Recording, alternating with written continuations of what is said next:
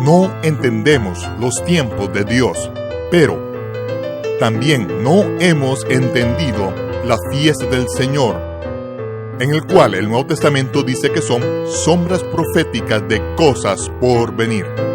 Las profecías en las fiestas del Señor, presentado por Michael Root. Shalom, este es Michael Root en los jardines del Ofel sobre el monte del templo en Jerusalén. Estamos viviendo en el universo de Dios. El mundo en el cual vivimos está sincronizado con el calendario de Dios y con su reloj. El sol y la luna están entrelazados en un balance complejo de ley natural que es mucho más exacto que los piñones, los resortes y otras piezas del reloj suizo más fino. El paso de los días, semanas y meses y años continúa siendo calculado por el Todopoderoso, al igual que como lo era desde el inicio. Ya sea que lo entendamos la manera que Dios calcula el tiempo o no, eso no afecta en lo más mínimo los planes de Él. La manera en que Él mide el tiempo se detallan claramente en las escrituras hebreas, pero el mundo occidental ha abandonado la manera en que Dios calcula el tiempo y ha adoptado un calendario pagano en el cual cada día de la semana y cada mes del año tiene el nombre de una deidad pagana diferente o de un ángel caído. Los días, las semanas y los meses y los años todos empiezan y terminan en puntos completamente ficticios en el tiempo. Es como si las manecillas del reloj hubieran sido quebradas. No tenemos idea de qué hora es, pero el Creador sí lo sabe y no quiere que sus hijos ignoren sus tiempos y sus estaciones. Vamos a regresar a Bereshit, justo al comienzo, a Génesis, para volver a descubrir la manera en que Dios calcula el tiempo. Isaías el profeta dijo que Yahweh es grande, mucho más que los poderosos de la tierra. Contando el final desde el tiempo, desde el propio principio, desde Génesis, y desde tiempos antiguos ha declarado las cosas que están por venir, como si ya hubiesen sucedido. Ya nos ha dicho el final desde el comienzo, en los tiempos y en las estaciones del Señor. Únase a nosotros en los estudios de televisión de Esther Summerall, donde esta presentación multimedia de la profecía de la fiesta del Señor se grabó ante estudiantes de la profecía bíblica reunidos por el Club de la Profecía. Esto es Profecía Bíblica 101. Ahora, episodio número 6 en una serie de 26 partes sobre las profecías de la fiesta del Señor. Estamos viviendo en el universo de Dios. En Génesis 1:14, Dios dijo: haya lumbreras para estaciones, para días y para años. La manera en que Dios reconoce el tiempo está gobernada por el movimiento de los cuerpos celestes. Para entender la manera en que Dios reconoce el tiempo, consideraremos el calendario hebreo bíblico. Este no es el calendario judío moderno. El calendario judío moderno está basado en cálculos astronómicos del rabino Hillel II del siglo IV. Aunque esos cálculos fueron muy precisos para ese tiempo, no fueron lo suficientemente precisos para permanecer actualizados a través de 1600 años en que han estado en uso. De acuerdo con la manera original en que Dios reconoce el tiempo, estamos celebrando las fiestas de la fecha equivocada la mayor parte del tiempo. Sin embargo, ahora que estamos de regreso en la tierra, podemos volver a la manera original en que Dios reconoce el tiempo. Personalmente, creo que Dios gobierna el universo de acuerdo con su calendario, ya sea que lo entendamos o no, o aún si lo reconocemos. Creo que las fiestas santas de Dios se cumplirán de acuerdo con su calendario profético y no de acuerdo con ninguno de nuestros propios malentendidos. Voy a empezar a explicar el calendario bíblico hebreo, el cual aparece en la parte superior. Primero que nada, para entender la manera en que Dios reconoce el tiempo, necesitamos ver cómo se encuentra expresado en el primer capítulo de Génesis, en el capítulo 1, de acuerdo con la manera en que Dios reconoce el tiempo cuando empiezan los días. Los días empezaban a la puesta del sol. No importa la hora, porque cada día es diferente. Es diferente en Jerusalén y en Tel Aviv. Cuando se pone el sol es cuando empieza el día. ¿Cuándo empieza la semana? La semana empieza a la caída del sol del sábado. El Shabbat es el viernes a la caída del sol hasta el sábado a la caída del sol. A medida que el sol se pone al final del Shabbat, al final del sábado empieza el primer día de la semana. Leemos en el libro de los Hechos de los Apóstoles Judíos que los discípulos se reunieron temprano el primer día de la semana a partir del pan. Shaul empezó a enseñar y continuó hasta tarde en la noche, hasta que un joven se quedó dormido y se cayó desde una ventana. Bajaron, corrieron y lo encontraron muerto. Oraron por él y fue resucitado de los muertos. Todos se emocionaron tanto que nadie se pudo dormir esa noche. Cuando salió el sol, Shaul partió con sus compañeros a su siguiente viaje y los demás se fueron a sus labores. En la cultura occidental cristiana, cuando leemos temprano el primer día de la semana se reunieron a partir del pan, inmediatamente se piensa que se levantaron temprano el domingo por la mañana e hicieron algún tipo de desayuno. Solo en su mente gentil occidental. Estaban disfrutando de la tercera comida del Shabbat. Es la cena tradicional al final del sábado, después de todo un día de descanso durante el Shabbat, de estudio de las Escrituras y ser llenados por Dios con el pan de vida. Al final del día lo que aún hacemos en Jerusalén es salir de nuestros hogares y reunirnos en grupos más grandes alrededor de una mesa y todos traen algo de comer. Suena familiar, ¿verdad? Todos comen juntos y cada quien comparte con otros. Todos tienen un salmo, un himno, una doctrina, una revelación. Mira lo que el Señor me mostró. Se ministran unos a otros y por lo general alargan esa comida hacia las primeras horas de la mañana. Nadie quiere que se termine. El sábado es tal bendición que Dios nos dio desde el principio. En Génesis, Él lo santificó, lo apartó, lo hizo santo y dijo, manténganlo santo. Cuando una cultura entera participa del Shabbat, todos quedan llenos. Todos leen las Escrituras y cuando se reúnen tienen algo para compartir. No se reúnen como recipientes vacíos que necesitan de un profesional pagado para que intente levantarlos de la tumba durante una hora cada semana. No hay ministro al que se le pague suficiente para que levante a quienes están espiritualmente muertos o que sea realmente tan bueno para ello, porque se espera que se ministren unos a otros. Esa es la manera en que los creyentes se reunían durante el siglo I, partían el pan y lo compartían hasta altas horas de la noche, hasta que alguien se cayera de una ventana y lo levantaran muerto. Quizá esa fue la razón por la cual se inventaron las ventanas, para evitar que los niños se cayeran a la medianoche temprano el primer día de la semana. Necesitamos tener una perspectiva precisa de lo que la iglesia del primer siglo entendía, que estos eran creyentes judíos que se reunían como lo habían hecho toda la vida después de que creer en el Mesías, continuaron viviendo de acuerdo con su cultura bíblica. Todas las sinagogas empezaron en el hogar. Los primeros creyentes se reunían en hogares. Fue Constantino quien empezó a construir catedrales con asientos como de teatro y con un profesional pagado al frente. Cuando la forma no le permite al cuerpo de creyentes funcionar con cada uno como ministro, entonces la forma es incorrecta. Esta forma con estilo de teatro es buena para diseminar información, pero no es la manera en que opera la asamblea en la que se ministran unos a otros.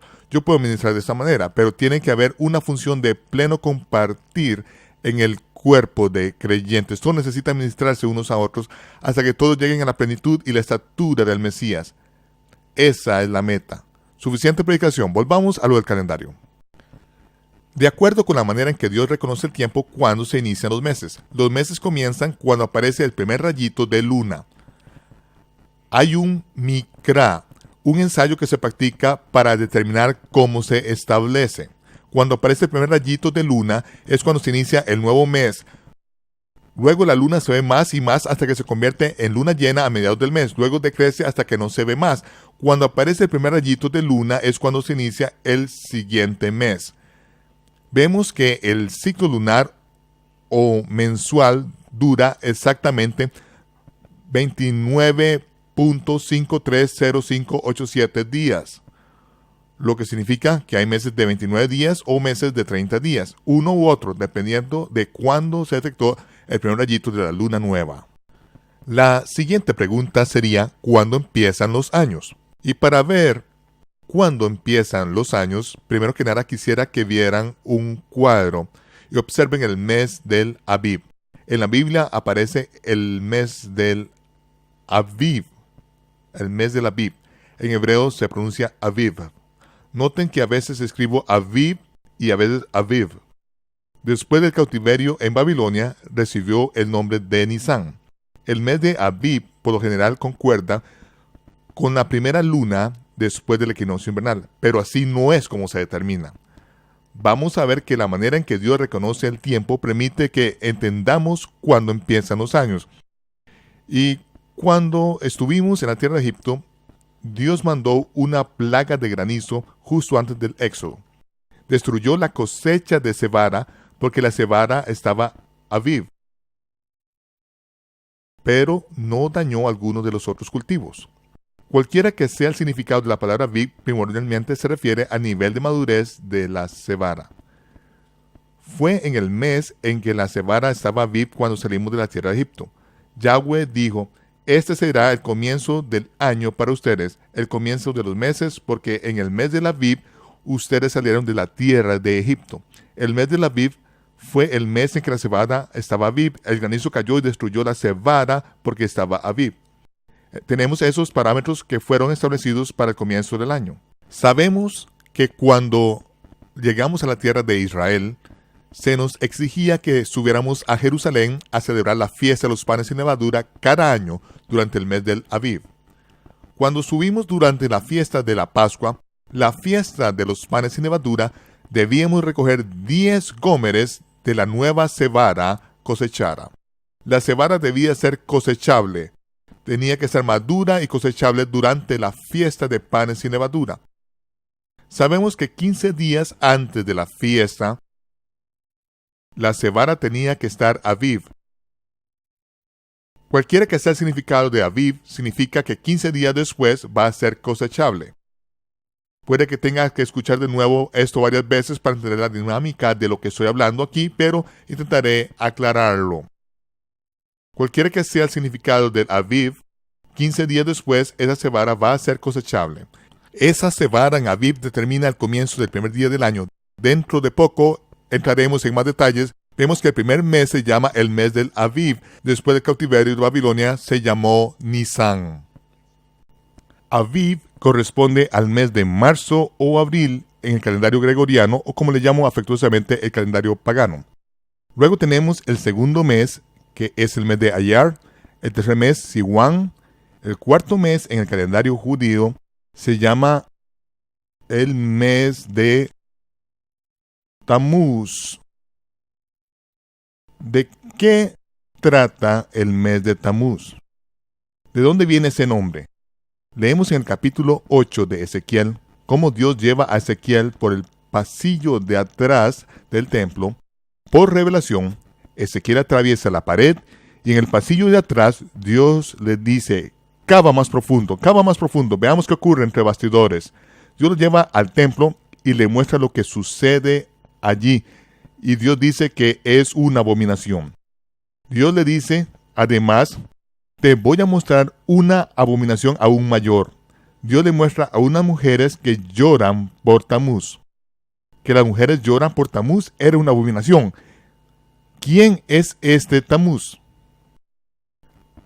Tamuz es el hijo de Semiramis o Beltis, la esposa de Nimrod. Nimrod fue quien construyó la Torre de Babel.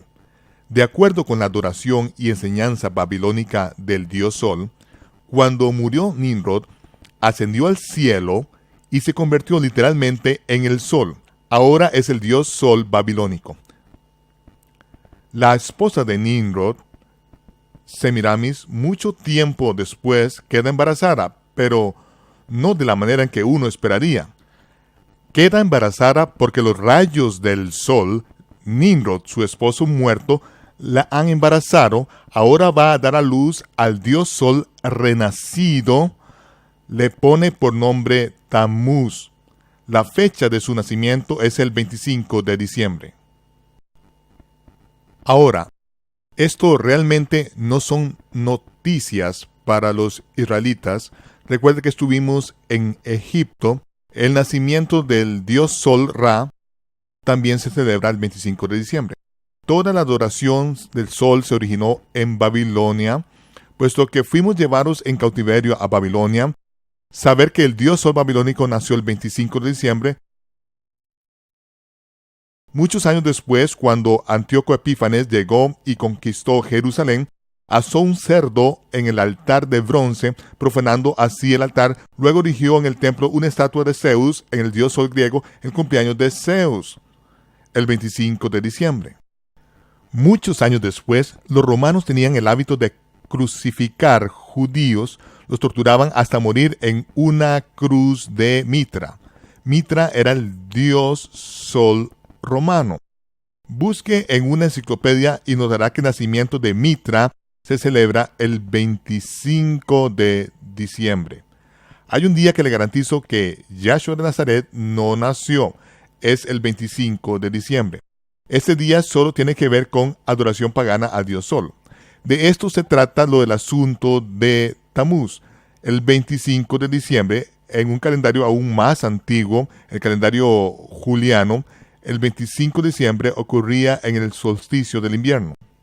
Entonces, que Tamuz, el dios Sol renacido, vivió 40 años.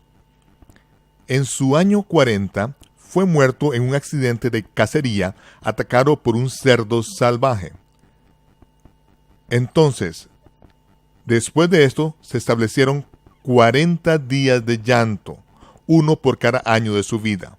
Así fue como surgieron los 40 días de llanto por Tamuz. Muchos años después, su madre, Semiramis o Beltis, murió. Como lo determinaría la suerte, no permaneció muerta. Cuando ascendió a los cielos, los dioses la enviaron de nuevo a la tierra en un huevo gigante. Cayó del cielo al amanecer del primer domingo después del equinoccio de primavera. Cayó en el río Éufrates, rompió el huevo y convirtió un ave en un conejo que pone huevos. Y entonces Astarot, Ister, la diosa de la fertilidad, la diosa desnuda del este, era Semiramis quien había renacido, la esposa de Nimrod, madre de Tamuz. 40 días de llanto por Tamuz fueron calculados para que culminaran el domingo de resurrección o Easter en inglés. Y en este día el cerdo salvaje que mató a Tamuz sería sacrificado y comido como jamón el domingo de resurrección. Muchos años después, conforme se desarrolló la adoración de Astarot o Easter, el sacerdote de Astarot embarazaba a vírgenes sobre el altar durante el servicio de la salida del sol, y un año después sacrificaban a esos niños de 3 meses. En su sangre teñían los huevos de Pascua en la sangre de sacrificio de esos niños. Aún hoy en día, diferentes partes del mundo, hay una denominación que solo permite que los huevos de Pascua se tiñan de un solo color, rojo sangre. Si les preguntan por qué, no tienen la menor idea. Heredaron la costumbre de sus antepasados, pero data directamente del sacrificio de niños y de la adoración de la diosa de la fertilidad del este. Si usted le pregunta a la mayoría de las denominaciones por qué tienen huevos de Pascua, no saben que se trata de un memorial. Se ensaya el sacrificio de niños. Sin embargo, ese es el tipo de cosas que se han incluido en lo que la gente llama adoración al verdadero Dios, sin saber que solo es adoración al dios sol pagano, y Dios lo considera una abominación y dice no tengan nada que ver con eso. No pronuncien nunca los nombres de otros dioses, ni aprendan las costumbres de los paganos, no aprenden la manera en que adoran y sirven a sus dioses, y luego digan que lo hacen para mí. Es una abominación, es tan repugnante, vil y asqueroso, que Dios tuvo que usar la palabra más dura del idioma hebreo. Sin embargo, oigo que la gente dice, bueno, esto es lo que significa para mí. No importa lo que signifique para usted. Lo que importa es lo que significa para Dios. Servimos al verdadero Dios. Hacemos lo que dice. Si lo amamos, guardamos sus mandamientos. No tomamos otros dioses y se lo tiramos a la cara. Entonces, ahí tienen el mes de Tamuz. Ahora observamos el séptimo mes, el mes de Etanim, o como se llama ahora el mes de Tishri en los calendarios judíos, corresponde al mes de septiembre. Sep significa séptimo. Octubre como octágono, octo es octavo. Noviembre novus, noveno. Diciembre deca, décimo. Estos 4 meses apuntan a la numeración original de los meses dada por Dios, mientras que enero se deriva de Janus, la diosa de 2 cabezas del Imperio Romano, y luego siguen todos los meses hasta agosto de César Augusto, el dios del Imperio Romano. Hasta en el calendario pagano hay un poquito de evidencia de la manera original en que Dios reconoce el tiempo, aunque se haya cambiado completamente.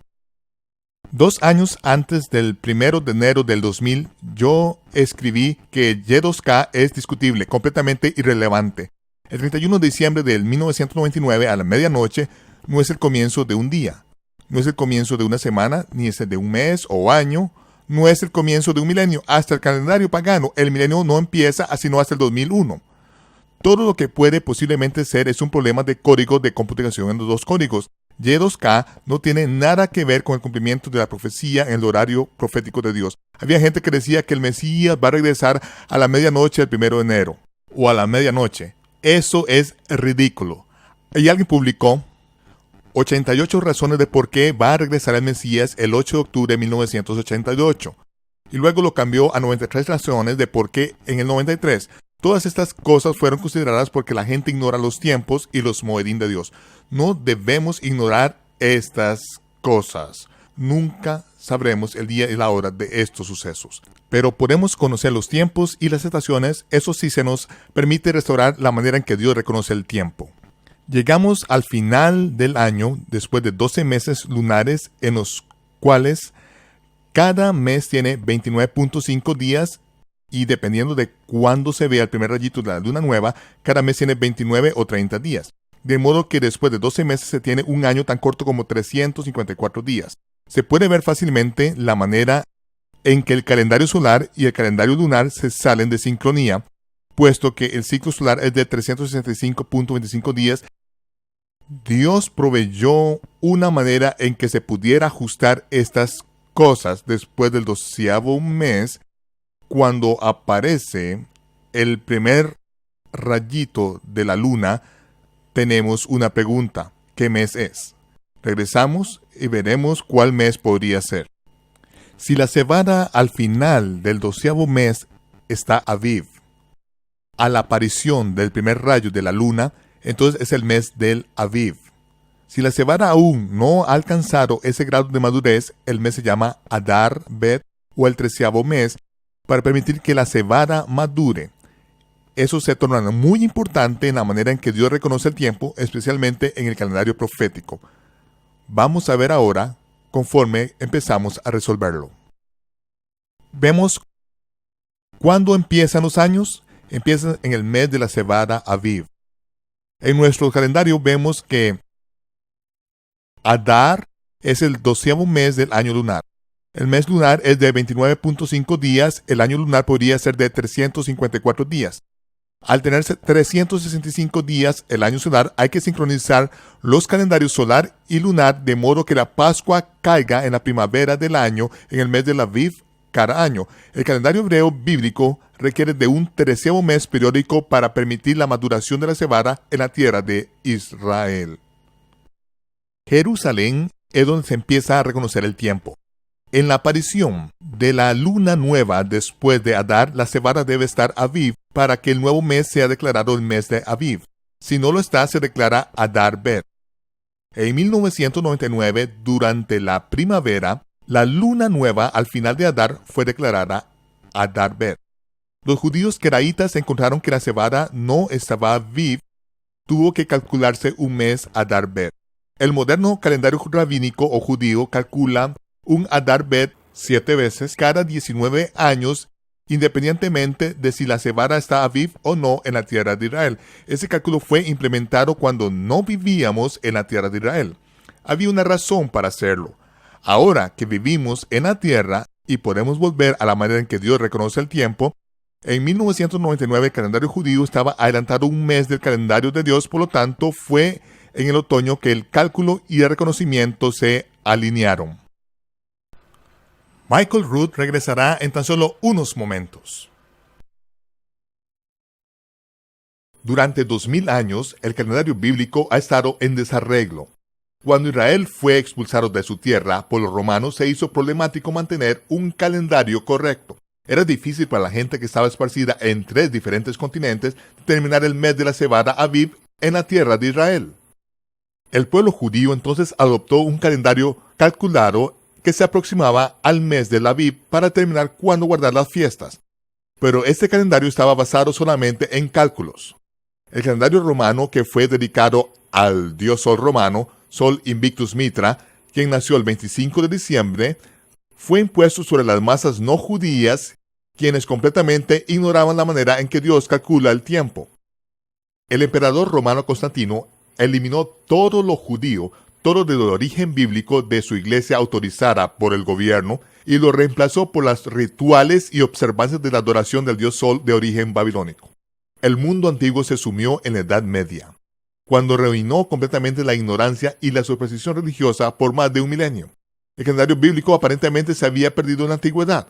Sin embargo, desde que Israel se convirtió en una nación nuevamente en 1948, ha habido un reavivamiento de la manera en que Dios calcula el tiempo en la tierra de Israel. La comunicación mundial instantánea ha sido posible para todos para que sean alertados del comienzo de los meses y años bíblicos. Ya no estamos en ignorancia de los tiempos y estaciones de Dios. Al menos escojamos continuar viviendo en la ignorancia. Lo invitamos a que se una a nosotros nuevamente la próxima vez para el episodio número 7 de la serie de 26 partes sobre las profecías de la fiesta del Señor, el Shabbat, el día o el milenio del Señor. Este es Michael Root desde Jerusalén, deseándoles Shalom, paz. Nos vemos cuando se despeje el humo.